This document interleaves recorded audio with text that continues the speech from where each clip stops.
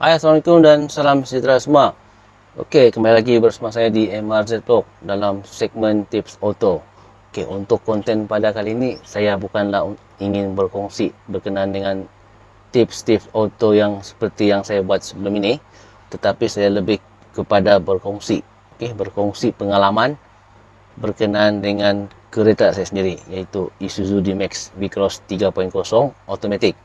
So, mungkin ada di luar yang tahu kan, mungkin ada yang tidak tahu, mungkin ada yang tahu, yang mana kalau anda selalu mengikuti page Facebook saya, okay, MRZ Blog, mungkin anda dapat melihat sendirilah perjalanan mengenai Isuzu D-Max 3.0 Automatic saya. So, apa yang saya ingin kongsikan kepada anda pada kali ini sebenarnya ianya berkenaan dengan masalah enjin. Okey, masalah enjin yang mana suhu enjin lebih tinggilah daripada yang asal. So, dalam arti kata lain overheat. Okey, dan apa yang menjadi masalah sekarang ni sehingga hari ini masih tidak dapat diselesaikan. Okey, dan sebelum kita lebih jauh bercerita mengenai masalah D-Max saya ni, okey, saya akan berceritalah bagaimana ianya bermula, okey. Bagaimana ianya bermula dan bagaimana keadaan semasa perkara ini berlaku. Benda ni berlaku pada lebih kurang beberapa minggu yang lalu, seminggu yang lalu begitu. Yang mana ketika saya daripada Keningau, okey, untuk balik ke Membakut. Okey. Saya driving macam biasalah awal pagi, dan pada ketika itu untuk di bukit yang pertama tu daripada Keningau, sebenarnya saya macam biasalah melayan bukit, okey. Dan pada ketika itulah saya perasan, okey, temperature enjin saya naik, okey. Tidak seperti normal lah. Kalau Isuzu D-Max ni, dia kebiasaannya suhu normal tu dia di bawah separuh, okey. Tetap di bawah separuh. So, apa yang menjadi luar biasanya, temperature enjin saya lebih naik daripada separuh. So, saya perasan di situ. Dan terus tertanya-tanyalah, mesti ada yang tidak kena dengan enjin kereta saya ni. Dan selepas itu saya mula macam risau sikit lah kan. So, di depan tu sebenarnya banyak lagi bukit yang saya perlu daki, okay? Mungkin memang anda faham macam mana keadaan jalan raya tu. Dan saya mula kurangkan kelajuan lah, okay? Kurangkan ni, menekan pedal minyak. Dan apabila sampai satu tahap yang laluan menurun, suhu enjin tu kembali normal dan saya rasa lega sedikit lah. Dan apabila mendaki semula bukit-bukit yang lain, dia start lagi menjadi tinggi daripada normal. Dan lebih kurang 3 hingga 4 kali begitulah keadaan tu. Tidak sampai high. Dan dia begitulah turun naik. Dan akhirnya apabila sampai di Kimanis, saya singgah di stesen minyak Petron, okey, dan ingin tahulah apa yang telah berlaku ke atas enjin kereta saya. So, selepas saya berhenti di situ tu, selepas saya isi minyak, dan saya tidak senang hati lah sebenarnya, dan saya parking di tepi stesen minyak tu, saya buka bonet enjin. Dan apa yang saya dapat lihat pertama kalinya ialah tangki simpanan air tu, dia telah pun kurang. Tinggal baki mungkin dalam begini saja, okay, sikit saja. Dan waktu tu enjin masih hidup lah. Dan saya cuba matikan enjin kereta. Dan apa yang saya dapat lihat ketika saya matikan enjin kereta tu, kipas enjin tu masih berpusing laju, dan beberapa saat dia baru berhenti. So, di situ saya dapat kesan lah. Dan jangkaan saya pada waktu mendaki bukit tu pun memang betul. Dan itulah pada jangkaan awal saya, clutch fan tu, di dalam dia tu dia mempunyai minyak. So, pada jangkaan saya, minyak itu telah habis. Okay? Orang kata sudah kering lah. Tidak juga kering lah. Dan saya terus isi air, tambah di tangki simpanan tu, dan saya meneruskan perjalanan lah untuk balik ke Membakut. Dan hari yang sama juga, saya terus ke bengkel, okay, di sebelah Wapot. Dan saya terus minta mekanik tambah minyak, okay, tambah minyak di clutch fan tu. Okay, untuk makluman anda, clutch fan ni dia merupakan satu gear mekanisme yang boleh dikatakan kalau anda menyeberangi air, yang dalam, jika kipas tu terkena dengan air, dia akan berhenti sendiri. Dia akan free lah. Tapi masalahnya sekarang ni kipas tu terlalu free. Sehingga kan dia tidak laju berpusing. Dan itu salah satu logik lah yang boleh menyebabkan enjin panas. Dan apabila saya telah meminta mekanik untuk tambah minyak tu lebih kurang 3 botol, so pada pendapat saya ianya telah selesai masalah ni. Dan terus balik ke membakut. Selepas saya mengisi clutch pan tu 3 botol minyak tadi tu, saya baliklah macam biasa kan ke membakut. So pada pendapat saya ianya telah pun selesai masalah tu, sebab semua sudah dibuat. Dan pada beberapa hari seterusnya tu, saya cubalah untuk naik ke Bukit Kimanis semula. Dan apabila di bukit yang pertama tu, di situ saya sudah dapat semula yang suhu enjin meningkat. Meningkat memang tinggi daripada yang sebelumnya lah. Dia naik begitulah. Macam video yang kamu nampak sekarang ni, yang saya ambil tu, dia menggeledak. Apabila saya dapati temperature tu naik, saya berhentilah di tepi jalan untuk rehat. Dan itulah, saya buka bonet, dan hasilnya yang anda dapat lihat sekarang ni, itulah video yang tengah menggeledak tu. Dan saya tunggu di situlah lebih kurang setengah jam.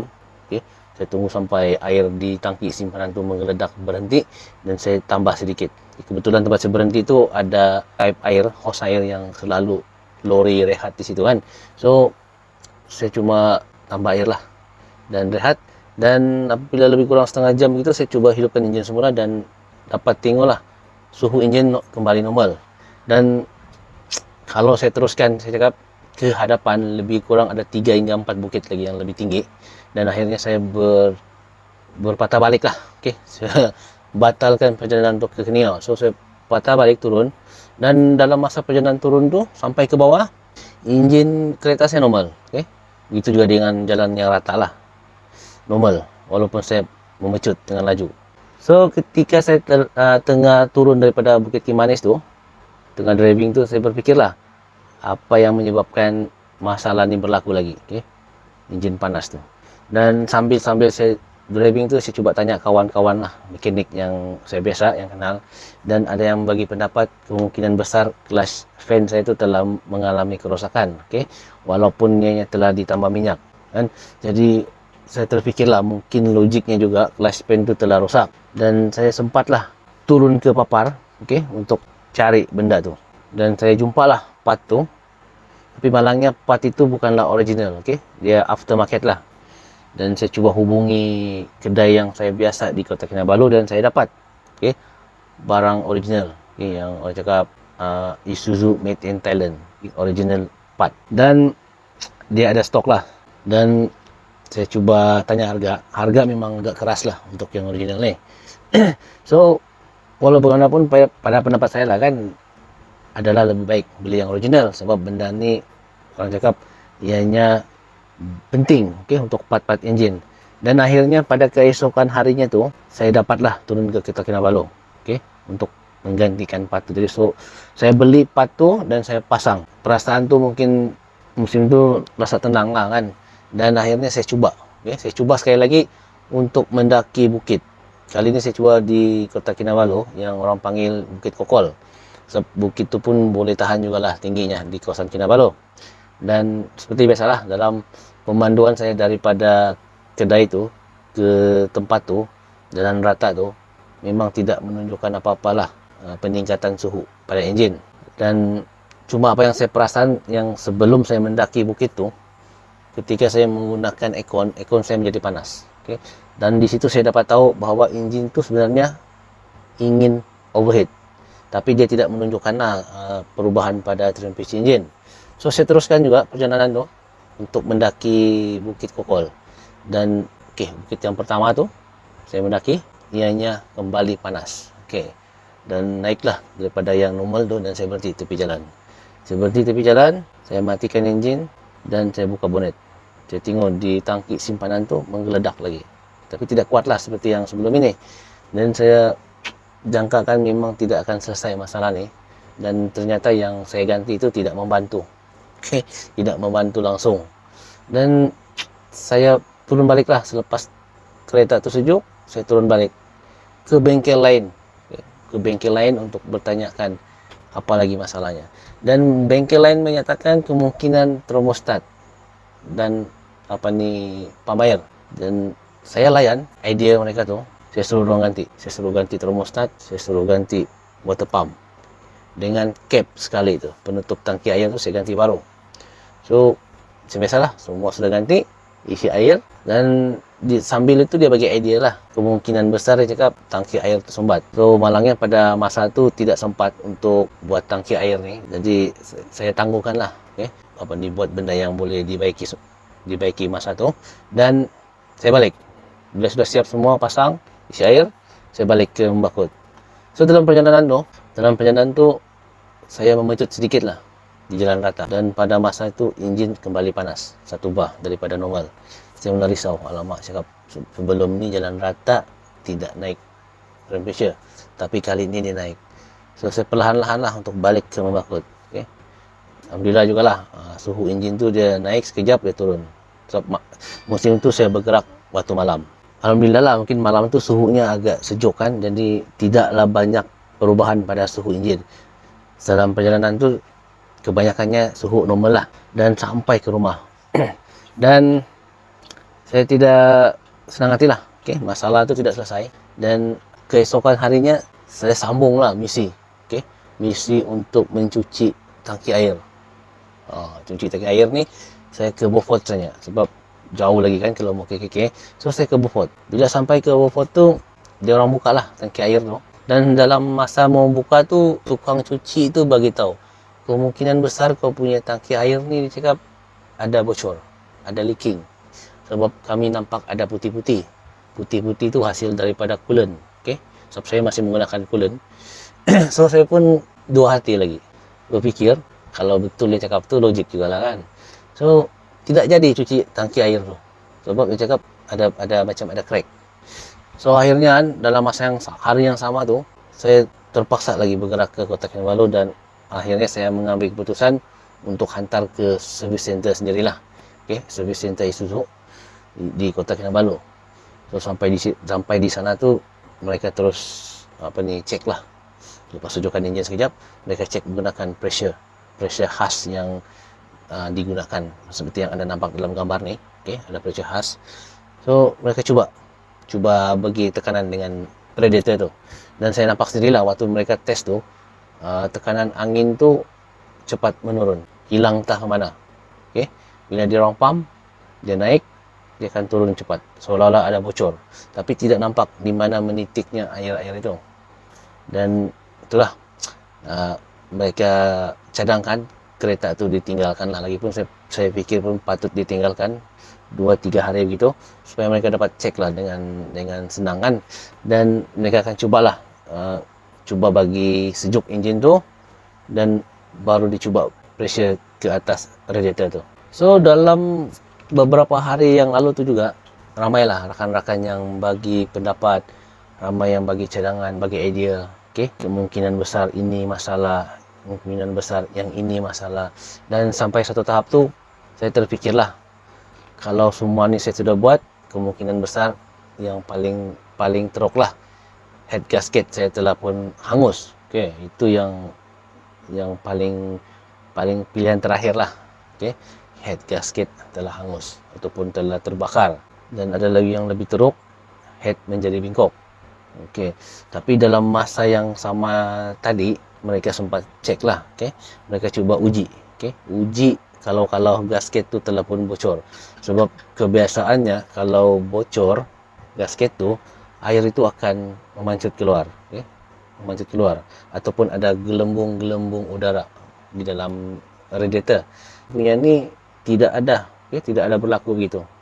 Okay, tidak ada berlaku pancutan air, ataupun air tu campur minyak, ataupun ada gelembung-gelembung udara halus. Sebab kalau itu berlaku, kebiasaannya pressure daripada piston itu yang sendirilah yang bagi tekanan kepada air. So nampaknya saya punya tuh tidak ada berlaku lah begitu. Dan ada juga lah yang bagi idea coba cek dipstick oil tuh ataupun penutup minyak. Kalau air sudah masuk ke dalam engine, dia cakap minyak itu telah bertukar lah. Okey, bertukar menjadi macam air kopi, air susu. Dan saya punya tu masih cantik. Okey. Masih cantik, masih macam minyak biasa, tiada campuran air. So, mekanik sendiri pun cakap gitulah. Dan mereka cubalah, kemungkinan besar itulah mungkin ada crack-crack halus yang tidak didapat dilihat. Okey. So, sebelum ini dia cakap ada satu kereta pun di Max juga mengalami masalah yang sama, dan mereka buat pressure tu, dan akhirnya mereka temui masalah tu di bawah, hose di bawah sekali tu yang masuk ke engine, di situ air tu keluar. Ya, itu pun sudah bagi pressure dengan tangki air tu, dia akan keluar sedikit-sedikit. So saya berharaplah yang saya punya ni pun masalahnya seperti itu. So sekiranya bukan juga masalah tu, mungkin datangnya daripada tangki air sendirilah. Sebab Isuzu D-Max ni dia punya tangki air bagian atas dan bagian bawah tu dia menggunakan plastik. So kebiasaannya boleh crack lah. Dan alhamdulillah apabila tadi mekanik tu telefon kedai part, mereka ada jual. Okay? Ada jual cover plastik atas dan bawah tu, dia cakap. Tapi diorang kena confirmkan dulu kalau itulah masalahnya. So biasanya kalau radiator ni crack, okay, dia akan menyedut udara masuk. Okay, udara dari luar masuk dan terhasilnya gelembung-gelembung pressure tu, itu yang menyebabkan air kering. Dia keluar sikit-sikit yang kita akan nampak halus. Apabila ada pressure yang tinggi, dia baru keluar. So kalau macam pagi-pagi tu tiada pressure, dia tidak akan keluar. Itulah yang saya harapkan lah sekarang ni. Mudah-mudahan lah masalah tu datang daripada radiator sendiri, jangan daripada head gasket. So kalau daripada head gasket, terpaksa lah engine saya kena overhaul, mungkin top overhaul. Okay, nantikanlah untuk di part kedua nanti bagaimana keadaan kereta saya, apa yang telah terjadi. Nanti saya akan kongsikan bersama anda di part kedua. Alright, pada anda yang mungkin baru saja mengikuti channel ini, okay, kalau anda suka dengan channel ini, seperti biasalah, jangan lupa subscribe, like and share, dan aktifkan button lonceng, okay, supaya anda tidak ketinggalan konten-konten terbaru daripada MRZ Vlog. Okay. Dan yang kali ini yang anda tonton ni adalah perkongsian daripada saya sendiri. Okay. So pengalaman lah. Mungkin perkongsian ini boleh menjadi panduan kepada anda di luar sana, terutamanya pengguna-pengguna Isuzu D-Max V-Cross 3.0 ataupun 2.5, 1.9 dan sebagainya. Nantikan konten-konten yang seterusnya nanti di part kedua. Oke, rasanya sampai di sini saja untuk konten saya pada kali ini. Assalamualaikum dan salam sejahtera. Jumpa lagi. Bye.